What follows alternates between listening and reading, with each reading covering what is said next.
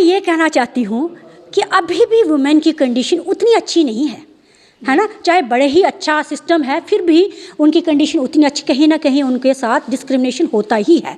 और अगर मैं भविष्य की, अभी तो मैं गवर्नमेंट जॉब में हूँ, अगर मुझे वुमेन के लिए कुछ करने का मौका मिला भविष्य में, मैं 50% रिजर्वेशन जो है वुमेन के लिए जॉब में कर दूँगी। आप देख रहे हैं यंग बाइट्स में हूँ आपके साथ पूजा ठाकुर। आज के हमारे वुमेन एम्पावरमेंट के प्रोग्राम में मैं आपकी मुलाकात करवाने जा रही हूँ शिवानी चंदेल से, जो कि एजुकेशनलिस्ट है और पॉलिटिकल साइंस की सीनियर लेक्चरर भी है। इनसे सीधा आपको रूबरू करवाते हैं और पॉलिटिक्स के बारे में थोड़ी सी जानकारी भी लेंगे और इनसे इनके जर्नी के बारे में भी जानेंगे कि आखिरकार किस तरह की इनकी जर्नी रही और पॉलिटिक्स में किस तरह का इनका रुझान है, ये भी जानेंगे। क्योंकि बच्चों को ये पढ़ाते हैं और जब बच्चे पढ़ते हैं तो वो अच्छे पॉलिटिशियन जो है वो बन सकते हैं और बनते भी हैं। और सिविल सर्विस की बात की जाए तो उसके लिए भी पॉलिटिकल साइंस का जो एक टॉपिक है, वो सब्जेक्ट है, वो बहुत इंपॉर्टेंट रोल प्ले करता है।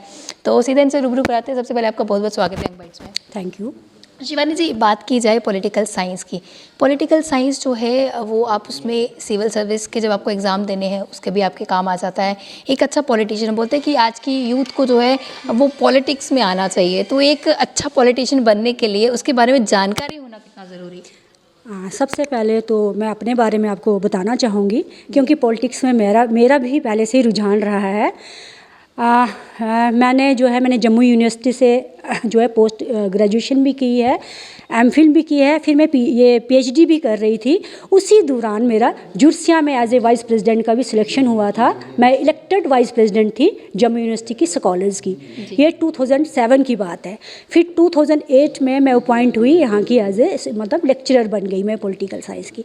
तो मुझे लगता है पॉलिटिकल साइंस एक बहुत ही बेस्ट सब्जेक्ट है, चाहे आपने सिविल सर्विसेज के लिए प्रिपेयर करना, किसी भी कॉम्पिटिटिव एग्ज़ाम के लिए, क्योंकि आपकी जो डे टू डे सारी जो है ये बड़ी इंपॉर्टेंट है, आपको उनकी जानकारी रखना।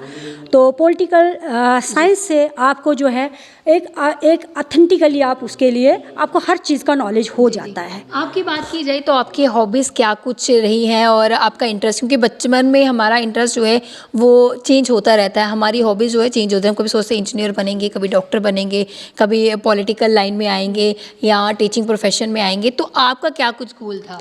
मेरा शुरू से ही एक लेक्चरर थे, फिज़िक्स के लेक्चरर, पहले मेरा नॉन मेडिकल सब्जेक्ट था।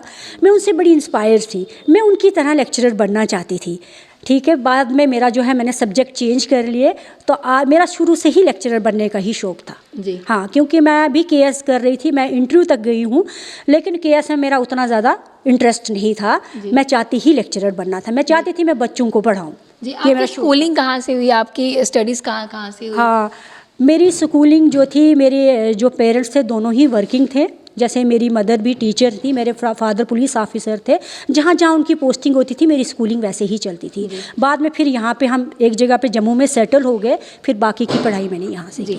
पॉलिटिकल साइंस के बारे में कुछ थोड़ी सी ऐसी जानकारी जो व्यूअर्स के साथ आप साझा करना चाहेंगे, खास तौर से जिनका ये सब्जेक्ट नहीं है, उनको कितना ज़रूरी, मतलब कि उनके लिए कितना डिफिकल्ट रहता है, जो केएस की प्रिपरेशन भी कर रहे हैं, उनको फिर स्पेशली ये सब्जेक्ट जो है वो पढ़ना पड़ता है? जी हाँ, क्योंकि ये तो रहता ही है पॉलिटिकल साइंस में, क्योंकि अगर आपने पॉलिटिकल साइंस सब्जेक्ट रखा है, नेचुरली आपको कॉन्स्टिट्यूशन की जानकारी मिल जाएगी, इंटरनेशनल रिलेशन की जानकारी आपको मिल ही रही है।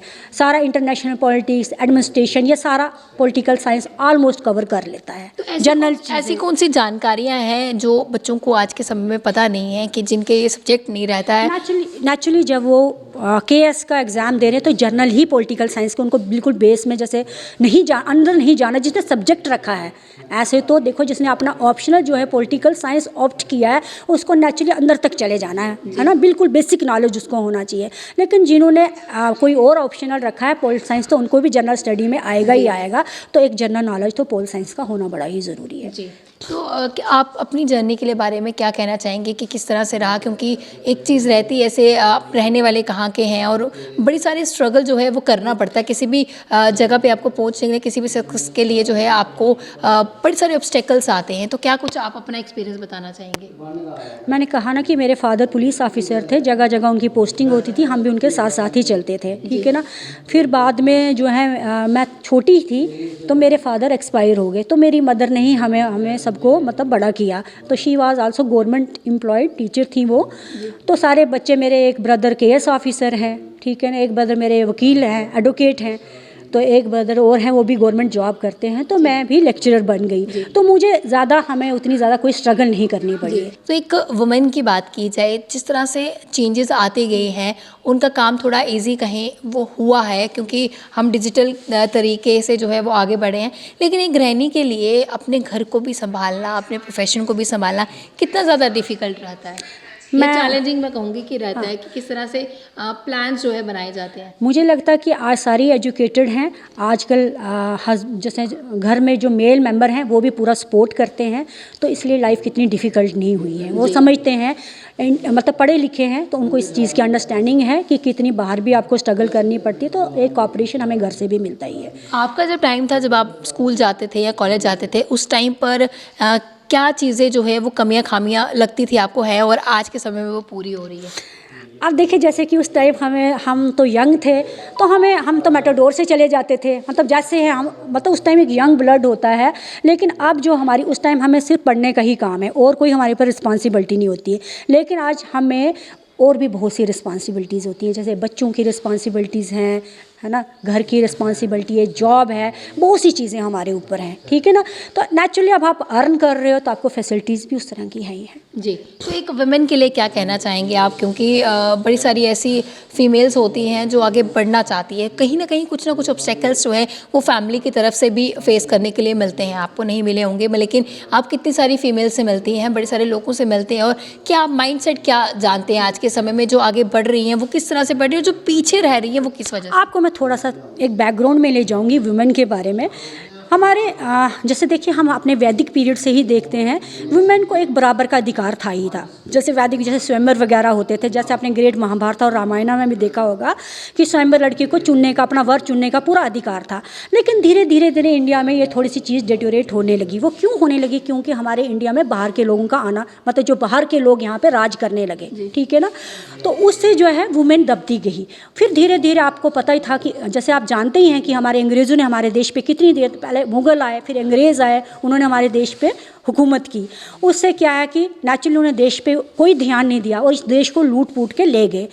और नेचुरली जैसे सती प्रथा वगैरह, वो भी यहाँ पे सिस्टम था, पता ही होगा आपको भी, सती प्रथा। फिर हमारे जैसे बड़े बड़े थिंकर थे, राजा मोहन राय, और उन्होंने भी जो है अपनी आवाज़ उठाई और ये सती प्रथा वगैरह बंद कर दिया। पहले तो बड़ी ही बीच में बहुत बुरी कंडीशन वुमेन की आई, और देश हमारा क्योंकि वीक हो गया था, बाहर के लोग यहाँ पे रूल कर रहे थे, वो यहाँ पे देश को लूट के ले गए, तो नेचुरली पैसे की कमी आ गई। जब देश आज़ाद हुआ, मतलब पहले भी लड़कियों को पढ़ाया नहीं जाता था, तो उनकी कंडीशन काफ़ी बुरी थी। क्योंकि क्या था कि इतने लोग अमीर नहीं होते थे कि लड़की पे भी पैसा खर्च करें, लड़के पे भी पैसा खर्च, हाँ, लड़के पे फोकस रहता था। स्कूल भी दूर होते थे और बच्चों को स्कूल नहीं भेजते थे, क्योंकि स्कूल भी दूर है, कहीं पैसे की कमी रह जाती थी।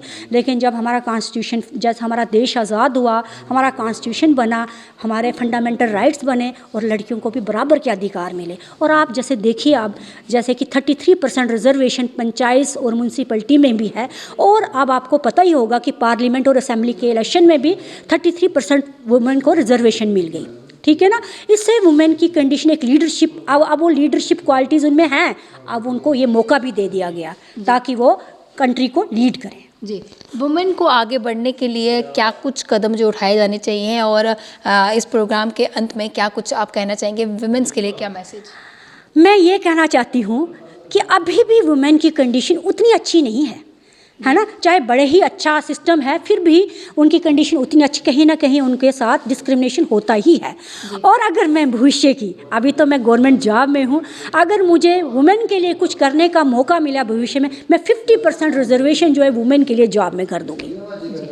तो आपने देखा कि वुमेन्स के लिए इनका क्या कुछ कहना है कि किस तरह से हमें आगे बढ़ना चाहिए, और पॉलिटिकल साइंस को लेकर भी हमने काफ़ी बातचीत इनसे की, और हर एक टॉपिक के साथ हमें जुड़ा रहना चाहिए, और वुमेन्स को आगे बढ़ने के लिए अपना हौसला जो है वो बरकरार रखना चाहिए। अगले लेकर फिर मैं हाजिर होंगी, तब तक के लिए आप देखते रंग बाइट्स पर। जर्नलिस्ट अमन शर्मा के साथ मैं पूजा ठाकुर, यंग बाइट्स जब।